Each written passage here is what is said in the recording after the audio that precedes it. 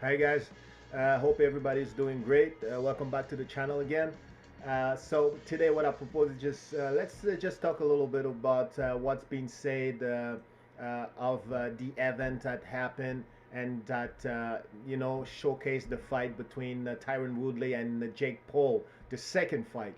So I mean, we had you know what happened during this fight. I mean, I don't have to right now bring it back because it's pretty painful, especially for the UFC, right? And for for their status, I would say, of best fighter in the world in any type of art, if we include boxing as a type of art, martial art as well, right? So obviously there was a brutal, cold knockout of, and I'm saying knockout cold of Tyron Woodley, multiple time champion in the UFC, one of the greatest fighters in this division right now as we speak, right? In the Hall of Fame, obviously, of the UFC as well, and just retired. And not retired because he wanted to get retired, but retired because the UFC didn't want to give him another contract. But the guy was still in shape, right?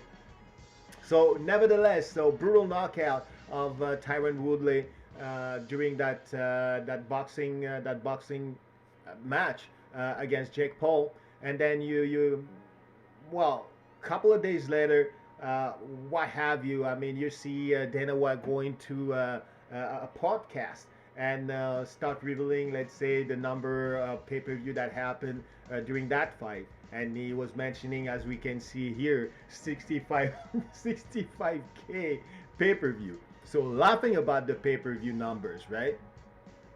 And it seems to me, between you and me, right? It seems to me that it's kind of a little bit hiding the forest behind a tree, right? And obviously, you got people trying to inflate that tree, right? And to mesmerize us. And one of the guy that is sent to try to blow up on that tree to make it bigger is and hide the forest for good. He's Charles Sonnen. Who else better than Chael Sonnen to send into the front line when the UFC needs somebody who can play the violin, the trumpet, the guitar, and the bass drum at the same time to give you a good little melody for you guys to, you know what I mean, just go on dancing while they keep doing their businesses. So yeah, so they send Charles Sonnen, and what Charles Sonnen is doing is that he's doing what Charles Sonnen does, and what Charles Sonnen does good is back up the UFC or bite on a storyline, and the storyline was the 65K, right? And that was enough for him, right? Because with that storyline, with those 65K, he find a way, one, right, to discredit what Jake Paul had accomplished by saying that in any case he's fighting smaller fighters, fighters that are not as heavy as him. He find also a way to discredit the boxing. Um, he found a way to discredit boxing by saying that we don't know, we don't even know what those weight class mean in boxing. We don't even know the name of any stars in boxing, right? So that's what they're telling us. That's what he's saying. So he's finding a way to discredit it, and he's finding a way to try to save a little bit the Ben Askren and the Tyron Woodley by saying that, oh, at least they're courageous because they're ready to cross over to boxing and try to do their thing, right? The same thing for Ben Askren, right? So he's trying to, give a little bit of everything on the side of, let's say, the UFC, trying to basically save a little bit the image of the UFC and the UFC fighters, right? Because to be honest with you, it's been pretty much tarnished, right? So now, when I'm saying the UFC is trying to hide the forest with a tree. I mean, you would have understood that the tree is the 65K and the forest is the brutal, heavy knockout, obviously, of a UFC champion, of a legit UFC champion that is in the Hall of Fame and that basically was multiple time champion of the UFC, right? And I mean, Joe Rogan himself said it. Tyron Woodley, one of the three best in his category of all time. He said it himself. So you got a YouTuber that is going in there and knockouting cold all the real, I mean, some of the toughest guys in the UFC, right? And so what they're trying to discredit is this, right? And what they're trying to hide is this. And I hate to do that. To be honest with you, I hate to show that because at the end of the day, I like Tyron Woodley, and he did a great thing from what I understand during that second fight. I mean, he kind of did a favor to Jake Paul, and I think that the gift was not for nothing, right? Jake Paul knew that he took the fight last minute, and if we want to find an excuse, let's just find that excuse here and not try to discredit the whole thing that is behind it, right? And the people that participated in that event, right? So we're gonna just say that, oh, he took it, last minute, and that's what happened when you take it last minute. You're not ready, you're not prepared, you didn't have a good training camp, right? That would have made a little bit more acceptable, right? So this is what they're trying to hide. This is what they're trying to hide. This is what they're trying to explain, right? This is what they're trying to explain to us.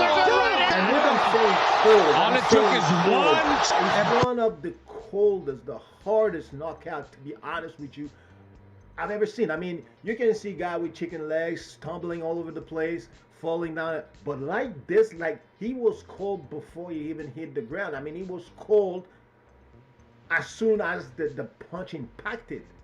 That's how strong the punch was. Because you can see the leg frozen right away, just falling. Right down. That's done. So I believe that that's what they're trying to hide. That's what they're trying to discredit, right? By especially here, our good friend Charles Sonnen that has added a little bit more meat around the bone that Dana White has thrown to him, meaning the 65K. So he's trying now to say that, okay, right, the Tyron Woodley were old and past due, and they weren't even in their prime. But I'm sorry, you got those Glover Teixeira who just got his championship belt, and I think that he's almost the same age as Tyron Woodley, if not even older than Tyron Woodley. And needless to say, that Tyron Woodley is still training hard in MMA and in other combat sport, including boxing as well, right?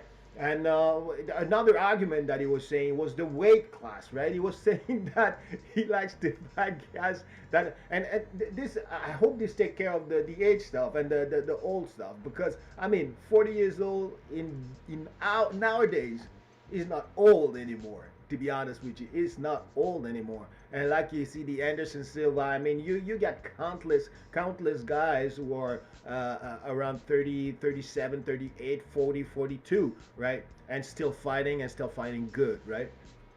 So now he's saying that, yeah, maybe it's the weight. He likes to fight smaller fighters, right? But when we see it, and I tried to look at it because there was one time I looked at it and I knew that I saw that Tyron Woodley was about the same weight as Jake Paul. Only the height difference was different. The height was different, right? So if you see this, if you look at this, right? Obviously you see the height is different. 185, which is a little bit like 6'1", 6'2", something like that, 6'1". And you got Tyron Woodley at 5'11", which is 179 centimeters about, right? But here, when you're talking about the weight, and you hear Chael Sonnen tell us like the weight is different, he likes to fight small fighters. I'm pretty sure Ben Askren was about the same weight as him, if not a little bit heavier, right? Maybe not the same shape, and maybe not the same muscle at the same place, but they were the same weight. The same thing here, 90.7 kilogram and 90.7 kilogram for both of them.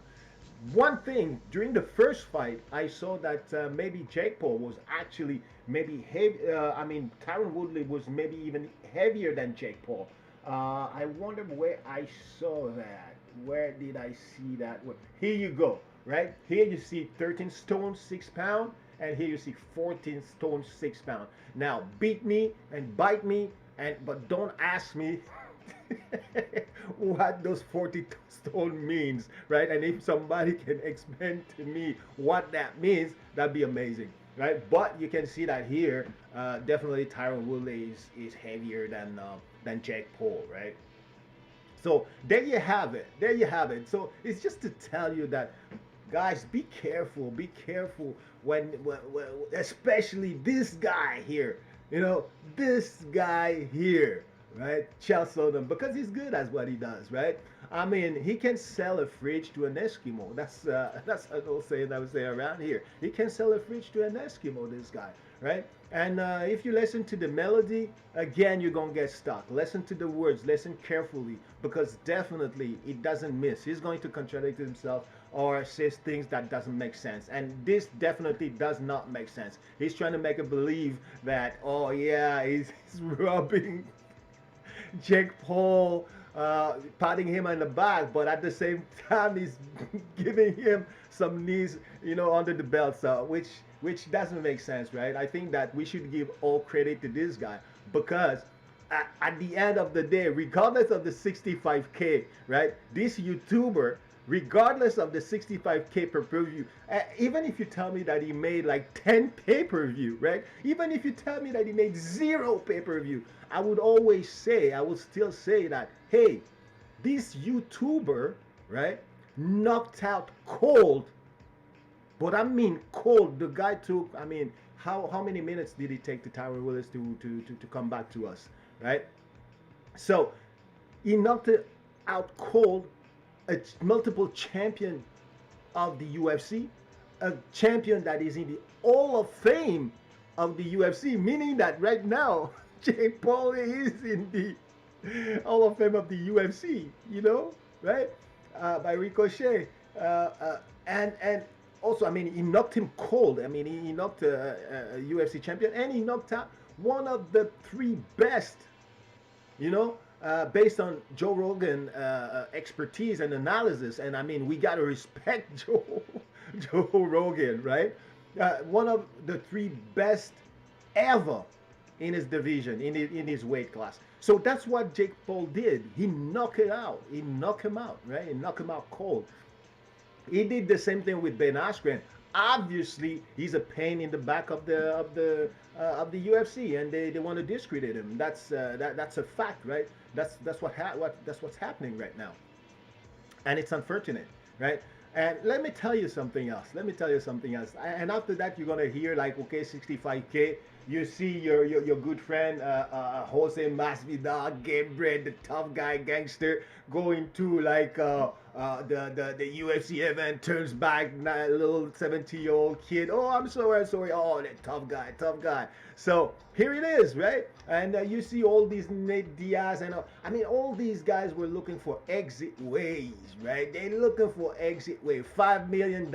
You never seen that type of money in your life, right? In one fight.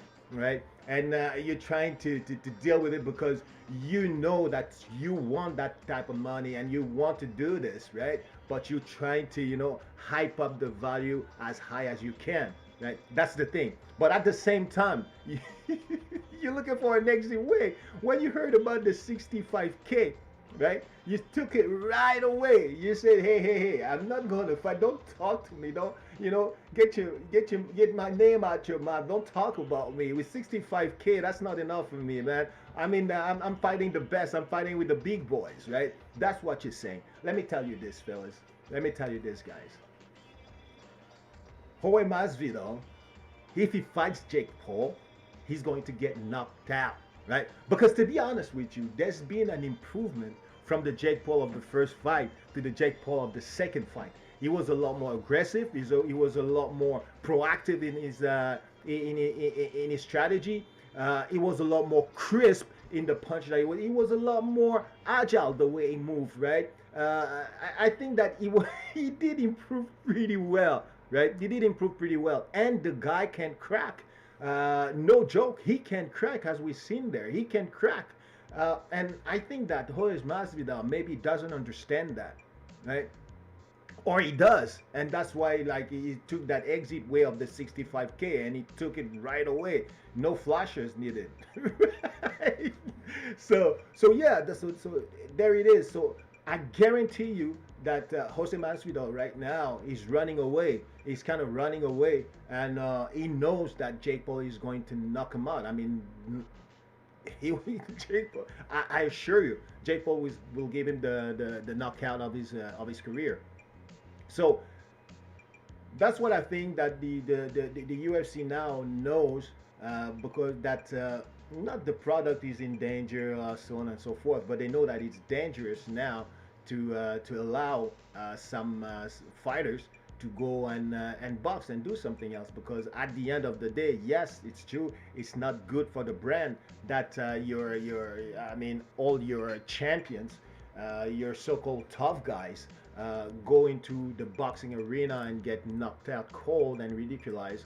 And while you're saying on the other side that, yeah, we have the best fighters, those fighters are the best in all of the different disciplines that the MMA includes, which obviously also includes boxing, which is totally not the case from what we can see, right?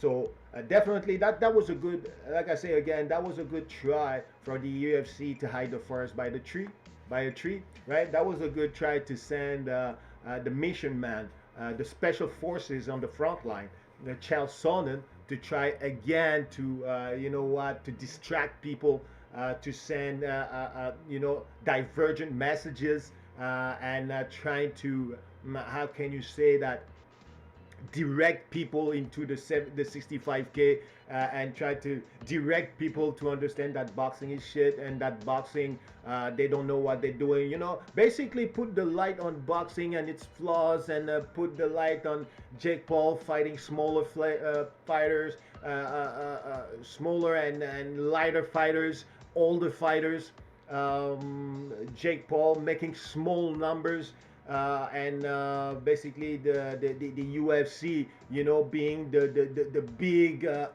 generous organization, and with proud people and courageous people that are willing to cross over and face Jake Paul into a boxing match, while all the other boxers that, first of all, we don't know, right?